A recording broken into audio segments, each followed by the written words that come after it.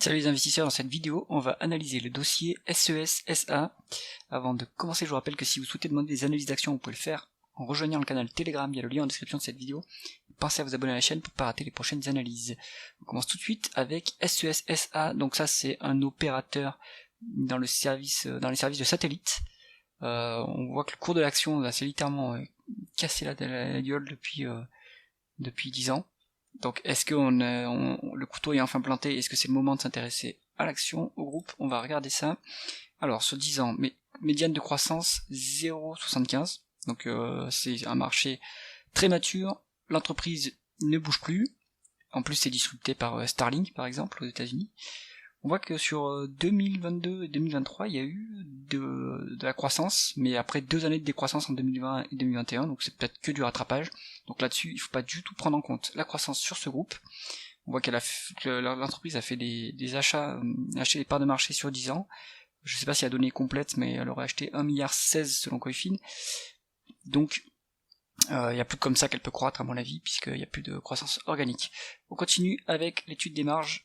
Alors là, c'est le désastre complet, c'est la Bérésina, donc le taux de marge brute indique qu'il y a un avantage concurrentiel, parce qu'on est au-dessus de 60%, et par contre la médiane était de 75%, donc on est en train de perdre cet avantage concurrentiel, peut-être que ça stabilise sur quelques trimestres, là, comme on peut le voir, donc on reste à un niveau très élevé. Maintenant, la direction est guère engageante, en termes de trajectoire. Le taux de marge d'EBITDA à 45%, c'est aussi élevé. On était sur une médiane de 61%, donc ça va en se dégradant. Ce n'est que le reflet, à mon avis, de la dégradation de la marge brute, et pas quoique elle se stabilise, il y a une légère décroissance depuis peut-être qu'on est moins efficient opérationnellement. En tout cas, voilà, hein, les marges qui tombent, et alors le taux de marge net, là c'est encore pire. On a fait des pertes sur 2023 et sur 2024. Est-ce que c'est temporaire? Est-ce que c'est conjoncturel? Est-ce que c'est structurel? À mon avis c'est structurel, mais continuons l'analyse.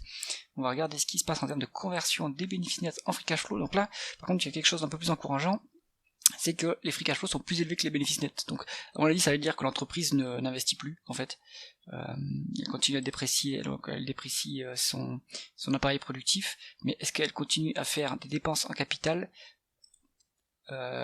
Ouais, quand même, mais il y a beaucoup moins de dépenses en capital que de dépréciation sur 10 ans. En tout cas, il y a 2 milliards plus de 2 milliards de décalage. Donc ça pourrait expliquer aussi pourquoi on a des free cash flow plus élevés. Il doit y avoir autre chose, évidemment, parce qu'on retrouve pas la même différence. Donc là, il faut aller creuser les tableaux de flux de trésorerie pour voir où est-ce que vient cette différence. Est-ce que c'est des dépenses non cash? Voilà, il y a des énormes dépenses non cash ici, donc ça va être des dépréciations exceptionnelles. Avoir les tableaux de flux de trésorerie. Donc en fait, si on se met pour le taux de marge en free cash flow margin et pas en net income margin, on doit être sur quelque chose de positif. On est sur quelque chose qui est un peu bizarre. Donc là, soit la donnée n'est pas bonne sur Coifin, à mon avis la donnée n'est pas bonne, mais il y a un problème sur les free cash flow. Enfin, il y a un problème sur la marge de free cash flow. Mais en tout cas, il y a bien des free cash flow positifs sur les quelques dernières années. Voilà, on est sur 3 milliards de free cash flow dernièrement, donc finalement il n'y a pas de pertes, il y a des pertes comptables, mais pas des pertes réelles. On continue l'analyse avec la rentabilité opérationnelle. Voilà, était négative sur 2023. Ouais, c'est pas terrible, hein. On est sur des niveaux très faibles de rentabilité opérationnelle, mais ça rebondit. Donc dernièrement, ça rebondit. Est-ce que c'est juste un rebond du chat mort en termes de rentabilité, ou est-ce que l'entreprise s'est complètement restructurée et ça va repartir correctement? À voir, mais un niveau de 10%, c'est plutôt pas mal. Surtout que le marché ne croit pas du tout à ce niveau-là, donc ça veut dire que l'entreprise génère des free cash flow. Donc peut-être qu'en fait il y a quelque chose à jouer là-dessus. On continue sur la dette. La dette nette c'est à 1,5 milliard 500 millions.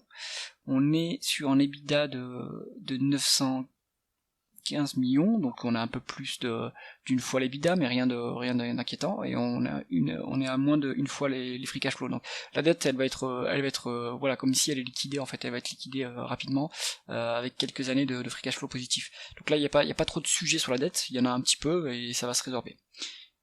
Il faut pas être endetté dans les marchés en décroissance, hein, ça n'a aucun sens. Donc là, le management fait bien de allouer le capital pour purger la dette au bilan.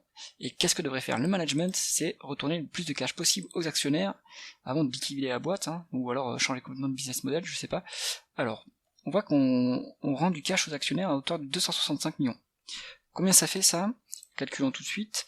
Donc 265 divisé par la market cap qui est de 1 million 1,250 milliard, on est sur un truc qui est aberrant, 21% de dividendes. Voilà. Ok, bon, c'est un dividende qui est trop élevé s'il y a un peu de dette, ou alors l'entreprise va être liquidée dans pas longtemps. Et bon, en tout cas, ces dividendes est très très bien coupé par les free cash flow. En plus, on rachète des actions, donc on augmente le retour aux actionnaires. Le management finalement a peut-être la bonne politique d'allocation du capital. Sur ce genre de boîte, est-ce qu'il y a une marge de sécurité sur les actifs tangibles? La réponse est oui. On voit, alors il faut regarder de quoi sont constitués les actifs tangibles, mais en fait on est sur une décote de 40% sur actifs tangibles, et la dette va commencer à diminuer. Au final, pourquoi pas? Regardons, conclusion du dossier. On est sur, donc du coup, le plus bas absolu pour le groupe, depuis longues années.